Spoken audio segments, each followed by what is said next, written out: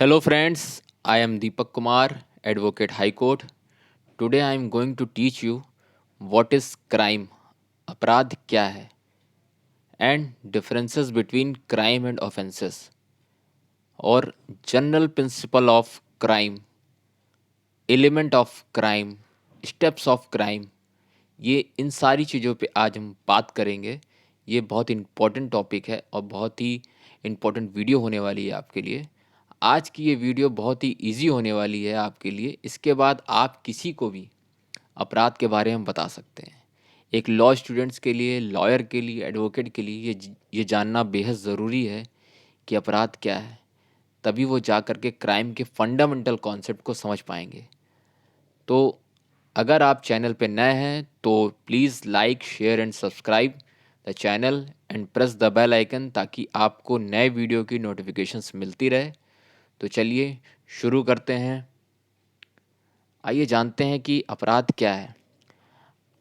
अपराध एक ऐसा कार्य है, ऐसी गतिविधि है जो कानून के विरुद्ध होती है, जो लॉ होता है उसके अगेंस्ट होती है, और ये समाज के लिए बहुत हानिकारक होती है।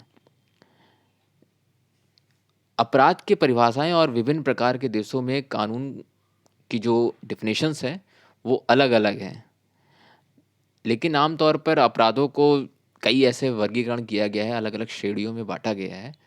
तो जैसा कि मैंने अपनी लास्ट वीडियो में आप लोगों को बताया था, टाइप्स ऑफ ऑफेंसेस, जैसा कि आपको बताया था मैंने, कॉग्निजिबल ऑफेंसेस हैं, नॉन कॉग्निजिबल ऑफेंसेस हैं, बेलेबल हैं, नॉन बेलेबल ऑफेंसेस हैं, कंपाउंडेबल नेचर के ऑफेंसेस हैं, नॉन कंपाउंडेबल नेचर के ऑफेंसेस हैं। तो ऐसे 6 प्रकार का मैंने जो है अपने लास्ट वीडियो के लेक्चर में बताया था। आप उस वीडियो पे जा कर के देख सकते हैं, उसको डीपली समझ सकते हैं। तो आइए हम बात करते हैं क्राइम और ऑफेंसेस में अंतर के बारे में। तो जो दोस्तों आप जानते हैं कि ये क्राइम होता है, crime is always against the individual and against the society, against the moral value, against the public interest. तो फाइनली आप ये समझिए, जो भी कार्य लॉ विधि के विरुद्ध होते हैं वो क्राइम है। लेकिन जब किसी भी व्यक्ति को अपराध के बाद उस विधि द्वारा सजा दे दी जाती है, तब क्राइम ऑफेंस बन जाता है। जैसे कि आज आज वीडियो हम जो जो बात करेंगे, तो इस वीडियो में हम एग्जाम्पल के माध्यम से समझते हैं। एग्जाम्पल मैं आप लोगों के लिए मर्डर का एग्जाम्पल लूँगा, ताकि आप लोगों के लिए ये चीज़ें समझना आसान हो जाएंगी। कुछ चीज़ों पे आज हम बात करेंगे, जैसे कि general principle of crime. General principles क्या हैं? जैसे कि डिफिनेशंस के बारे में मैंने आपको बताया कि क्राइम की परिभाषा क्या है, डिफिनेशंस के बारे में मैंने आपसे बात की। अब मैं आपसे बात करूंगा कि एलिमेंट ऑफ क्राइम, क्राइम के तत्व क्या हैं। एक क्राइम कब क्राइम कहलाता है उसके बारे में आपको मैं बताने वाला हूँ। तीसरी चीज़ है स्टेप्स ऑफ क्राइम, क्राइम के चरण क्या है, तब वो एक क्राइम ऑफेंस बनता है। उसकी एक स्टेजेस होती हैं, उसकी एक फेजेस होती हैं।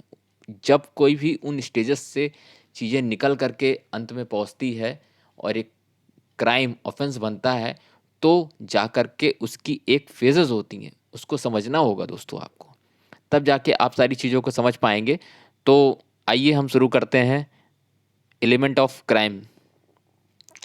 सो एलिमेंट ऑफ क्राइम क्या है? 4 टाइप्स ऑफ एलिमेंट्स होते हैं दोस्तों। इसमें एलिमेंट के लिए सबसे पहली चीज़ होती है, सबसे इम्पोर्टेंट चीज़ होती है एलिमेंट। आपका जो पहला एलिमेंट होता है वो है ह्यूमन। एक इंसान होना बहुत ज़रूरी है।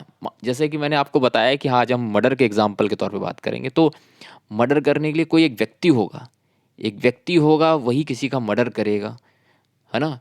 तो ये एक व्यक्ति होना किसी भी किसी भी क्राइम के एलिमेंट के लिए सबसे बेसिक पार्ट है। ये एक एक व्यक्ति होने का होना बेहद ज़रूरी है। दूसरी चीज़, क्रिमिनल मेंटालिटी। जब भी कोई क्राइम करता है, कोई व्यक्ति अगर मर्डर के बारे में सोचता है, तो उसके लिए सबसे पहले उसके दिमाग में ये चीज़ आती है। तो उसकी एक आपराधिक मनस्थिति होती है, उसके दिमाग में सबसे पहले एक चीज़ आती है। उसके लिए ये सोचता है वो कि पहले ये अगर मुझे किसी को मारना है, तो उसके लिए वो एक एक वेपन्स इकट्ठा करता है। तो उसके लिए एक जो प्रिंसिपल काम करता है जिसे कहा जाता है डॉक्ट्रिन ऑफ मेंसरिया। सबसे पहले उसके दिमाग में वो चीज़ आती है, तब वो उस क्राइम को कमिट करता है। तो जो सेकंड एलिमेंट होता है वो है क्रिमिनल मेंटालिटी, दैट इज़ जिसको हम लैटिन मैक्सिम्स में जानते हैं कि डॉक्ट्रिन ऑफ मेंसरिया। उसके दिमाग में, उसके मंसरिया, उसके सबसे पहले उसके दिमाग में वो क्राइम करने की चीज़ आती है। तीसरी चीज़ होती है एक्ट और ओमिशंस, कार्यालोप, एक्टस रियस। जब वो व्यक्ति कोई अपराध करने का सोचता है, उसके दिमाग में आता है और उसके बाद वो अपराध करता है, वो कार्य वो कर देता है, तो ये उसको एक्ट बोला जाता है, ओमिशंस बोला जाता है, एक्टस रियस। क्योंकि कोई भी कार्य अपराध नहीं माना जाएगा जब तक कि किसी व्यक्ति की मानसिक स्थिति आपराधिक ना हो। तो जो एक्टस रियस होता है दोस्तों और ये मेंसरिया, ये दो कॉन्सेप्ट्स होते हैं। सबसे पहले मेंसरिया होता है, ये एक मानसिक स्थिति होती है। ये किसी भी क्राइम का पहला चरण होता है। ये एक मानसिक स्थिति है जिस पे व्यक्ति आता है। दूसरी चीज़ एक्टस रियस, ये एक भौतिक स्थिति है दोस्तों, ये दूसरा चरण है। ये शारीरिक होती है जब एक व्यक्ति किसी दूसरे व्यक्ति को हार्म करता है, उसको जो है चोटिल करता है। और चौथी चीज़ दोस्तों, चौथी चीज़ है इंजरी। आप जैसे मालूम है कि अगर आप कोई क्राइम करते हैं, या फिर ये मर्डर की बात कर रहा था मैं, तो मर्डर जब होता है तो सबसे ज़रूरी चीज़ है कि जब वो उसने व्यक्ति ने किसी व्यक्ति ने किसी व्यक्ति को गोली मारी, तो उसके बाद अंततः वो व्यक्ति मर जाता है। तो इंजरी होना बेहद ज़रूरी है। अगर इंजरी नहीं होगी, अगर वो व्यक्ति नहीं नहीं मरता है, या फिर उसको अगर कुछ भी इंजरी नहीं पहुंचती है, तो वो क्राइम के एलिमेंट की श्रेणी में नहीं आता है, वो क्राइम नहीं माना जाएगा। तो ये कुछ बेसिक्स फंडामेंटल चीज़ें हैं क्राइम के बारे में। ये 4 एलिमेंट्स हैं क्राइम के बारे में। और आइए हम बात करते हैं स्टेप्स ऑफ क्राइम के बारे में, कि क्राइम के जो चरण होते हैं वो क्या-क्या होते हैं। तो जो स्टेप्स ऑफ क्राइम है, इसका पहला जो चरण होता है वो होता है इंटेंशन, आशय। क्योंकि कोई व्यक्ति अगर क्राइम करने जा रहा है, मर्डर करने जा रहा है, उसका इंटेंशन होना चाहिए कि हाँ, मुझे इस व्यक्ति का मर्डर करना है। तो जब उसका आशय होता है, तब वो मर्डर करने की तरफ बढ़ता है। दूसरी चीज़ होती है प्रिपरेशन। अगर किसी व्यक्ति का मर्डर करना है, तो सब उसको एक वेपन कलेक्ट करना होगा, वेपन लाना होगा, गन लानी होगी।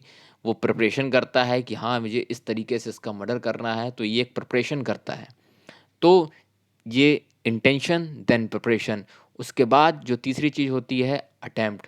उसके बाद वो एक एक सिचुएशन क्रिएट करता है और वहाँ पे जा कर के किसी व्यक्ति को जो है गोली मारता है। जब वो गोली मारता है, किसी को शूट करता है, तो वो जब अटेम्प्ट कर देता है, उसके बाद उसको अंततः जो है उसका कंप्लीशन ऑफ एक्ट हो जाता है। मतलब उसका जो कार्य है वो पूर्ण हो जाता है, और जब उसका कार्य पूर्ण हो जाता है, दैट मीन्स वो व्यक्ति मर जाता है।